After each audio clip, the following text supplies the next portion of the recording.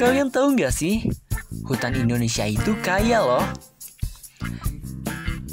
Indonesia merupakan salah satu negara yang memiliki sumber daya alam yang berlimpah di dunia. Banyak makhluk hidup yang bergantung hidup pada hutan, termasuk kita. Luas lahan hutan di seluruh Indonesia adalah 94,1 juta hektar. Dan setengah dari daratan kita adalah hutan. Namun, apa jadinya ya jika seluruh hutan di Indonesia berubah? Ingat gak sih, kakek kita dulu sering bercerita bahwa tempat tinggal kita dulunya banyak pohon, serta sejuk udaranya. Namun, seiring berjalannya waktu, banyak pembangunan yang dilakukan dan hutan pun berkurang karena dibuat sebagai pemukiman, lahan pertanian, dan lain-lain. Atau yang bisa kita sebut sebagai deforestasi. Deforestasi ini merupakan perubahan secara permanen dari area hutan menjadi tidak berhutan yang diakibatkan oleh kegiatan manusia.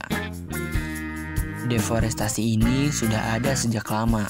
Akibat dari kegiatan ini, Indonesia kehilangan hutan setiap tahunnya. Selain itu juga, kerusakan hutan dapat dipicu oleh ulah manusia.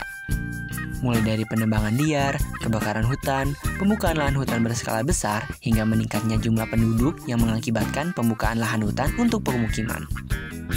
Selain itu, ada juga kebijakan yang keliru dan lemahnya penegakan hukum.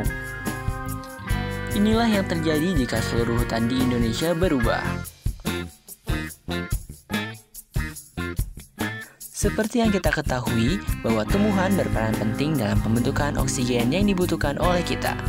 Jika hutan berubah dan tidak ada pohon, akibatnya oksigen akan semakin menurun dan kualitas oksigen akan menurun juga. Selain itu juga, alam akan semakin panas karena tidak adanya pohon yang dijadikan sebagai peneduh.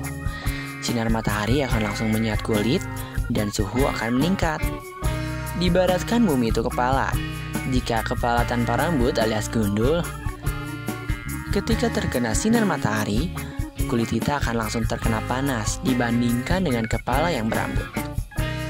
Begitupun ketika hujan, air akan menggelincir ke bawah karena tidak adanya rambut yang menahan air. Dan tentunya terjadi global warming. Ini disebabkan karena benda yang menghasilkan zat karbon tidak bisa diubah menjadi oksigen oleh keberadaan tumbuhan yang semakin sedikit. Karbon bisa menyebabkan bumi semakin panas dan menyebabkan perubahan iklim.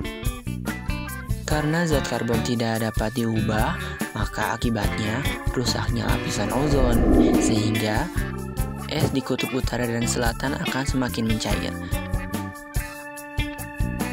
Dan banyak musibah yang akan datang seperti tanah longsor, banjir, abrasi, dan erosi karena tidak ada tumbuhan yang akarnya berfungsi sebagai pemadat struktur tanah.